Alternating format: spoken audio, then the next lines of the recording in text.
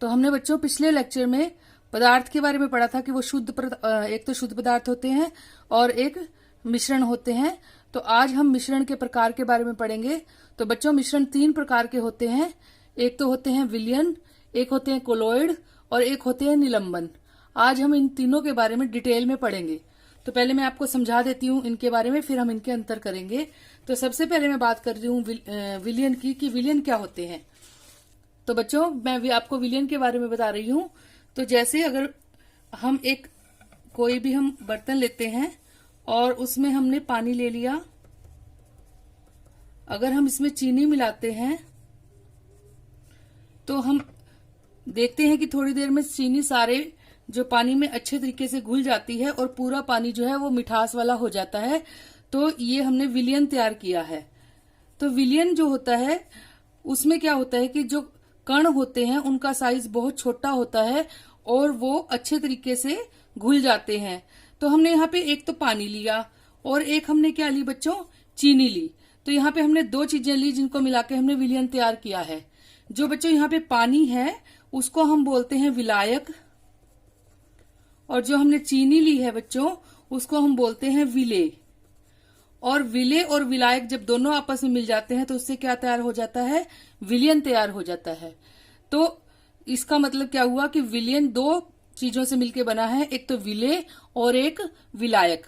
अब विलायक की अगर बात करें कि विलायक क्या होता है, जो ज्यादा मात्रा में होता है और जो अपने अंदर दूसरी चीज को घोल लेता है। जैसे पानी ने अपने अंदर चीनी को घोल लिया, मान लो हम पानी ले रहे हैं तो ज्यादा मात्रा में चीनी हमने थोड़ी ली है, तो जो ज्यादा मात्रा में होता है घटक और जो अपने अंदर दूसरे पदार्थ को घोल लेता है उसको विलायक बोलते हैं। और विलेय क्या होता है, जो किसी भी विलयन में घुल जाता है, जो अपने आप को विलायक में घोल लेता है, जो कम मात्रा में होता है उसको हम विलेय कहते हैं। तो इस तरह से विलेय और विलायक दोनों को मिलाकर क्या बन जाता है बच्चों, विलयन तैयार हो जाता है। जैसे अगर हम विलायक की बात करें, आपने देखा होगा जब चीनी पानी में घुल जाती है तो वो पानी मीठा हो जाता है और उसमें से फिर हम उसे छान के चीनी को अलग नहीं कर सकते कि वो इसमें घुल चुका है। तो इस तरह से इसमें जो कण है घुलने के बाद उनका साइज बहुत छोटा हो जाता है। 1 नैनोमीटर जो है साइज उससे भी छोटा हो जाता है। 1 नैनोमीटर बच्चों 10 की शक्ति -9 मीटर को बोलते हैं। और इसमें जो कणों का साइज है वो उससे भी छोटा होता है, बहुत छोटा साइज होता है जिसको हम आंखों से देख भी नहीं सकते। तो इतने छोटे आकार के जो कण होते हैं विलेय के, जब वो घुल जाते हैं विलयन के अंदर, और इसके जो कण है बच्चों वो नीचे नहीं बैठते। जैसे अगर चीनी पानी में घुल गई तो वो नीचे नहीं बैठेगी। ऐसे ही अगर आप नमक डालते हैं पानी में, जैसे सब्जी होती है तो सब्जी में नमक पानी में मिला होता है, तो क्या नमक नीचे बैठ जाता है? नहीं, क्योंकि वो विलयन बन चुका है और उसमें वो अच्छे तरीके से घुल चुके हैं। तो इसलिए विलेय के जो कण है वो विलायक मतलब विलयन के अंदर नीचे नहीं बैठते, ना उन्हें हम आंखों से देख सकते हैं। और उनका साइज कितना होता है बच्चों, 10 की शक्ति -9 मीटर होता है। तो विलयन कैसा है बच्चों, ये एक समांगी मिश्रण है। हम पिछली बार मैंने ये बात की थी कि 2 तरह के मिश्रण होते हैं, एक समांगी और एक विषमांगी मिश्रण। तो जो चीनी पानी में जो हमने घोली है वो एक समांगी मिश्रण है। तो विलयन एक समांगी मिश्रण होता है जिसमें कि सारी तरफ जो विलेय के कण है वो अच्छे तरीके से बराबर घुल जाते हैं। ऐसा नहीं होता कि वो कहीं पे ज्यादा है कहीं पे कम है, उनका जो संगठन है वो एक समान होता है, इसलिए समांगी मिश्रण में आता है। अब बच्चों विलयन के बाद हम बात करते हैं कोलॉइड की। तो बच्चों अगर मैं कोलॉइड के बारे में बताऊं आपको, तो कोलॉइड क्या होता है, इनमें जो कणों का साइज है वो 1 नैनोमीटर से 100 नैनोमीटर के बीच में होता है। और ये जो कोलॉइड है ये एक विषमांगी मिश्रण है। देखने में ये मिश्रण समांगी लगता है बच्चों। अगर आप दूध को देखें तो वो एक कोलॉइड है, दूध भी एक कोलॉइड है। देखने में वो कैसा मिश्रण लगता है, समांगी, दूध एक जैसा नजर आता है। पर जब हम दूध को लंबे समय के लिए रख देते हैं तो आपने देखा होगा उसके ऊपर मलाई आ जाती है, तो उसका जो वसा युक्त पदार्थ है वो उसके ऊपर आ जाते हैं और उसका जो पानी वाला पदार्थ है वो नीचे चला जाता है। इस तरह से वो एक विषमांगी मिश्रण है, मतलब उसमें सारी तरफ जो संगठन है वो एक समान नहीं है। कणों का आकार जो है वो विलयन से ज्यादा बड़ा है। इनका साइज मैंने आपको बताया जैसे 1 नैनोमीटर से 100 नैनोमीटर के बीच में है। जैसे बच्चे मैंने अभी पीछे बताया आपको कि विलयन में विलेय और विलायक 2 जो है उसके घटक होते हैं। हम अभी जैसे किया, ऐसे ही कोलॉइड में भी 2 घटक होते हैं। एक तो बोलते हैं परीक्षित अवस्था और एक होता है बच्चों परिक्षेपण माध्यम।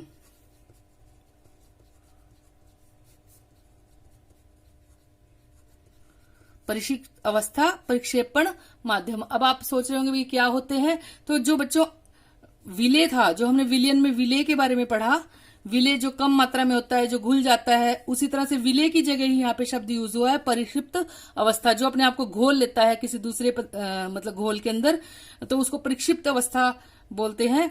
और प्रक्षेपण माध्यम, माध्यम शब्द आ रहा है यहाँ पे, जैसे जल है, जल में हमने कोई चीज घोली तो जल माध्यम हो गया, इसी तरह से प्रक्षेपण माध्यम होता है विलायक। जैसे हमने पिछली बार विलयन में हमने किया कि विलायक जल था और चीनी जो विलेय थी, तो लेकिन हम कोलॉइड की बात कर रहे हैं, तो इसमें प्रक्षेपण माध्यम जो होता है वो विलायक की जगह पे यूज होता है, और ऐसे ही विलेय की जगह पे यूज होता है जो वर्ड, उसको बोलते हैं परिक्षिप्त अवस्था।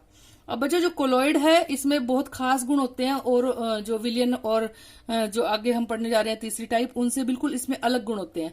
इनके जैसे अभी आपको बताया कि कणों का साइज 1 नैनोमीटर से 100 नैनोमीटर के बीच में होता है, तो इनमें खास एक इनमें गुण होता है, और वो गुण है टिंडल प्रभाव का।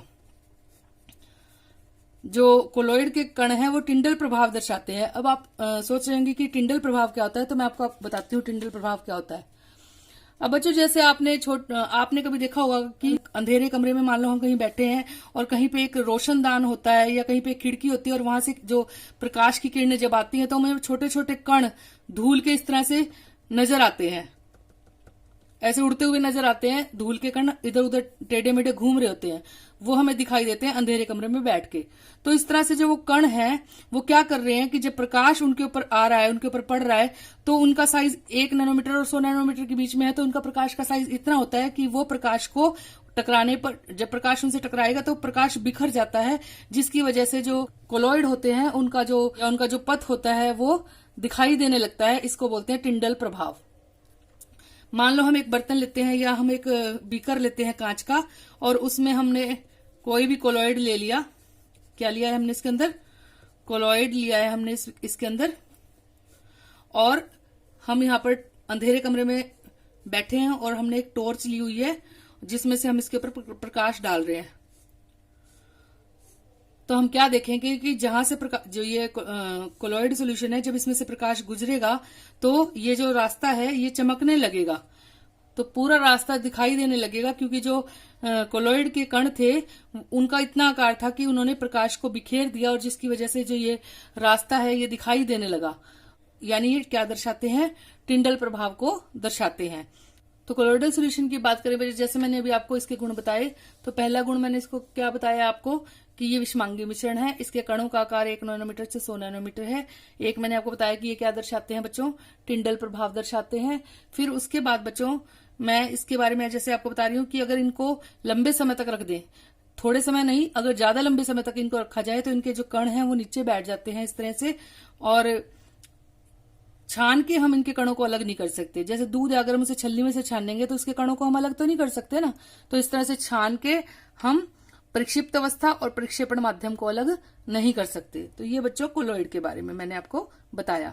अब मैं आपको निलंबन के बारे में बता रही हूँ। तो बच्चों निलंबन जो है, इसमें कणों का आकार 100 नैनोमीटर से भी अधिक होता है। 100 नैनोमीटर से अधिक मतलब बहुत बड़े कणों का आकार बहुत ज्यादा होता है इसके अंदर, 100 नैनोमीटर से अधिक। बच्चों जैसे हम पानी ले लें और पानी के अंदर हम मिट्टी, धूल इस तरह से कुछ मिला दें, तो वो जो कण हैं वो निलंबित हो जाते हैं। निलंबित का मतलब इस तरह से पानी में वो लटक जाते हैं, जिसको हम निलंबन बोलते हैं। निलंबन का मतलब होता है निलंबित होना, यानी इस तरह से जो कण हैं वो उसके अंदर लटक जाएंगे, और अगर उनको फिर लंबे समय के लिए रख दें तो फिर वो नीचे भी बैठ जाएंगे। जैसे मिट्टी होती है, अगर उनको पानी में घोलेंगे तो कुछ टाइम तक तो धुंधला पानी नजर आता है, लेकिन लंबे समय तक रखें तो नीचे जो मिट्टी है वो बैठ जाती है।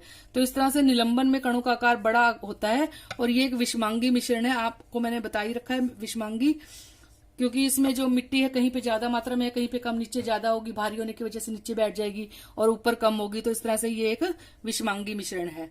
अब बच्चों ये भी, इनके भी कणों का आकार काफी बड़ा है। जैसे अब हम बात कर ही रहे हैं कि 100 नैनोमीटर से अधिक है, तो इनमें से भी अगर प्रकाश गुजरेगा, अगर हम एक टॉर्च लें और प्रकाश को गुजारें, तो ये भी क्या करेंगे? प्रकाश के कणों को बिखेर देंगे, यानी ये भी टिंडल प्रभाव दर्शाते हैं।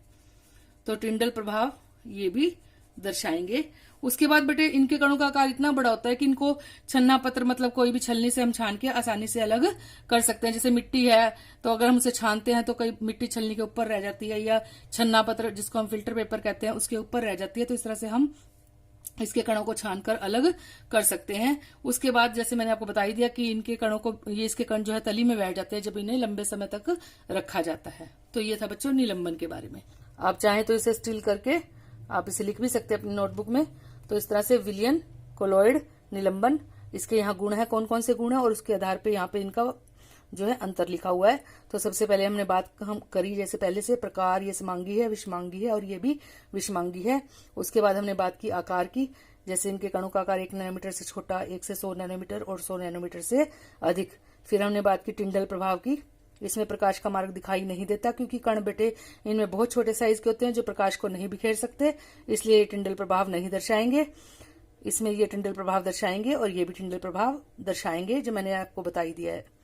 उसके बाद छानकर अवयवों को अलग करना, तो छानने की विधि से विलय के कणों को अलग नहीं कर सकते। जैसे मैंने आपको बताया है कि इतने कण छोटे होते हैं कि उन्हें छान के अलग नहीं किया जा सकता। छान कर इसके कणों को अलग नहीं किया जा सकता। कोलॉइड में भी हम छान के अलग नहीं कर सकते, लेकिन आपको पता है निलंबन सबसे बड़े साइज के पार्टिकल हैं, इसलिए इनके कणों को छानकर अलग किया जा सकता है। उसके बाद कण का तल में बैठना, तल में नीचे बैठेंगे कि नहीं बैठेंगे। जैसे मैंने आपको बताया चीनी पानी में घोलोगे तो चीनी नमक वगैरह नीचे नहीं बैठते, तो इस तरह से ही विलयन के कण जो है वो तल में नहीं बैठते, ये स्थायी होता है क्योंकि नीचे नहीं बैठते, तो स्थायी मिश्रण है ये। उसके बाद कोलॉइड की बात करें तो ये भी ये शांत रखने पर, ये बेटे वैसे तो नीचे नहीं बैठते पर बहुत लंबे समय तक रख दो तो कण नीचे बैठ जाते हैं, पर इन्हें फिर भी स्थायी मिश्रण कहा जाता है। लेकिन निलंबन के कण का आकार सबसे बड़ा होता है और वो अगर उन्हें शांत छोड़ दिया जाए तो उसके कण जो है वो नीचे बैठ जाते हैं और यह अस्थायी है। अस्थायी क्यों है? क्योंकि बहुत जल्दी ही कण अलग हो जाते हैं इसमें निलंबन के, तो इसलिए इसको हम अस्थायी कहते हैं। तो बच्चों अगर इनके उदाहरण की बात करें तो विलयन का उदाहरण हो गया, जैसे मैंने अब बता ही दिया आपको, जल में नमक हो गया, जल में चीनी का घोल हो गया, तो ये आ जाता है विलयन का उदाहरण। कोलॉइड का उदाहरण क्या है? जैसे दूध, धुआं, बादल, ये अलग अलग से ये उदाहरण कोलॉइड के हो गए। और निलंबन का जैसे मैंने बताया जल में मिट्टी या धूल कुछ भी मिल जाती है तो वो निलंबन का उदाहरण हो गया। तो ये अंतर थे बच्चों विलयन, कोलॉइड और निलंबन में, वो यहीं तक है अंतर। मैंने लाइन लगा दिया यहाँ पे। ये मैंने यहाँ पे क्या लिखा है, जैसे मैंने अभी आपको समझाया था कि विलयन के घटक जो होते हैं उनको हम विलय और विलायक कहते हैं, और ऐसे ही मैंने ये समझा दिया आपको कोलॉइड के घटकों को परिक्षिप्त अवस्था और परिक्षेपण माध्यम कहते हैं। तो ये मैंने यहाँ पे लिख दिया है ताकि आप याद कर सको कि विलयन के घटक को क्या बोलते हैं और कोलॉइड के घटक को क्या बोलते हैं। अगला हमारा जो टॉपिक मैं आपको समझाने जा रही हूँ वो है विलयन की सांद्रता। विलयन की सांद्रता है, इसका क्या मतलब होता है? कितनी चीनी हम इस पानी में डाल रहे हैं। जैसे मैं 3 बच्चों को गिलास देती हूँ पानी का, 3 अलग अलग बच्चे हैं जिनको मैंने एक एक गिलास पानी का दिया है, और एक को बच्चे को मैंने बोला है कि भाई तुम 1 चम्मच चीनी इसके अंदर डाल लो। दूसरे बच्चे को बोला है कि मैंने 2 चम्मच चीनी के इसमें डाल लो, और तीसरे बच्चे को बोला कि मैंने 3 चीनी के चम्मच जो है वो आप गिलास में मिला लो। तो किसका जल अधिक मीठा होगा? किसका जो विलयन है, विलयन तैयार हो गया क्योंकि आपको पता है कि चीनी पानी में मिलाएंगे तो विलयन बन जाता है, तो किसका विलयन ज्यादा मीठा होगा? तो आप कहेंगे कि तीसरे वाले बच्चे का, क्योंकि उसमें अपने 3 चम्मच चीनी मिलाई है। तो चीनी की मात्रा अधिक है इसमें, तो इसमें चीनी की सांद्रता अधिक है, यानी विलयन की सांद्रता अधिक है। इसमें 2 चम्मच चीनी थी तो विलयन की सांद्रता थोड़ी कम हो गई। इसमें 1 चम्मच चीनी थी तो विलयन की सांद्रता और कम हो गई। इसका मतलब क्या हुआ कि चीनी की मात्रा जो है वो डिसाइड कर रही है कि कोई भी जो विलयन है उसकी सांद्रता क्या होगी। यानी चीनी क्या है यहाँ पे? विलेय है, यानी किसी भी विलयन में विलेय की मात्रा इस चीज को बताएगी कि उस विलयन की सांद्रता क्या है। ये कौन बता रहा है? विलेय की मात्रा। यानी अब हमने क्या किया हुआ था कि तीनों का जो गिलासों का पानी था वो तो बिल्कुल सेम मात्रा में लिया था, यानी यहाँ पे विलायक की मात्रा तो निश्चित थी। विलायक की मात्रा तो हमें पहले से ही पता था कि 1 गिलास पानी हमने लिया है, लेकिन उसमें किसकी मात्रा बदल रही है? विलेय की मात्रा बदल रही है। इसका मतलब जब हमें एक विलायक या विलयन की मात्रा तो हमें फिक्स पता है भाई इतनी है, बट उसमें विलेय की मात्रा हमने कम, उससे ज्यादा और उससे ज्यादा की है, तो विलयन की सांद्रता जो है बच्चों, इसको हम फिर इस तरह से इसके कह सकते हैं कि ये क्या चीज है? विलेय की मात्रा बटा में विलयन की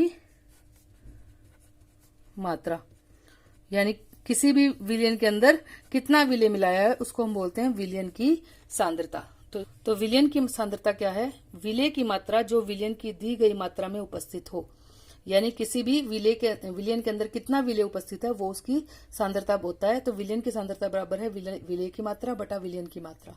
तो इस तरह से आपको ये परिभाषा याद करनी है।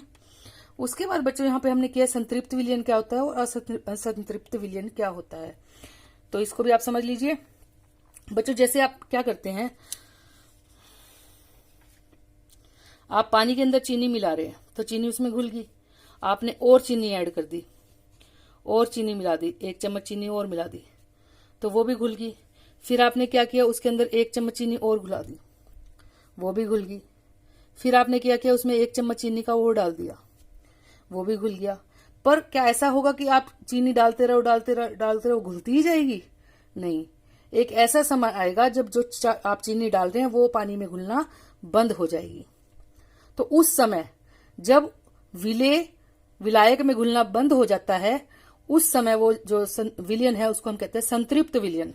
संतृप्त का मतलब संतृप्त हो चुका, अब उसमें और विलय नहीं घुलेगा, उसको बोलते हैं संतृप्त विलयन। तो एक निश्चित ताप पर, तो संतृप्त विलयन क्या होता है बच्चों? जब निश्चित ताप पर, निश्चित ताप क्यों कह रहे हैं? क्योंकि गर्म करने पे जो घुलनशीलता है किसी भी पदार्थ की बढ़ जाती है। अगर हम कोई चीज गर्म करेंगे तो वो और ज्यादा घुलनी शुरू होती है। कई बार हम देखते हैं कि पानी है, पानी को गर्म कर दो तो उसमें चीनी ज्यादा घुलती है, ठंडे पानी में चीनी कम घुलती है। तो हमें ताप को फिक्स करना पड़ेगा, क्योंकि ताप बदल जाता है तो घुलनशीलता बदल जाती है, इसलिए हमने यहाँ पे निश्चित ताप यूज किया है। तो संतृप्त विलयन क्या होते हैं? जब निश्चित ताप पर विलयन में विलय घुलना बंद हो जाए, मतलब और वो घुले ही ना, जैसे मैंने अभी कहा पानी में चीनी डालते रहो, एक ऐसा समय आएगा जब वो घुलनी बंद हो जाती है तो उसे कहते हैं संतृप्त विलयन। और अगर उसमें अभी जगह है और अभी उसकी संतृप्तता नहीं आई है, उसमें और चीनी घुल सकती है, यानी विलयन में और विलय घुल सकता है, तो उसको बोलेंगे असंतृप्त विलयन। तो यदि विलयन में विलय की मात्रा असंतृप्तता से कम हो, मतलब अभी जब असंतृप्त नहीं बना है, तो उसे कहेंगे असंतृप्त विलयन कहते हैं। तो इस तरह से आप इसे याद करेंगे और अपनी कॉपी में जरूर लिखेंगे। और बच्चों अगर आपको कोई भी इससे संबंधित प्रश्न पूछना है तो आप कमेंट बॉक्स में लिखकर मुझसे पूछ सकते हैं, मैं आपके जो क्वेश्चंस है उनका जवाब जरूर दूंगी। और अगर आपको समझ आ रहा है ना बच्चों, तो अपने फ्रेंड्स के साथ भी इन्हें शेयर करना ताकि वो भी इन वीडियोस का फायदा उठाएं और वो भी कुछ पढ़ें। धन्यवाद।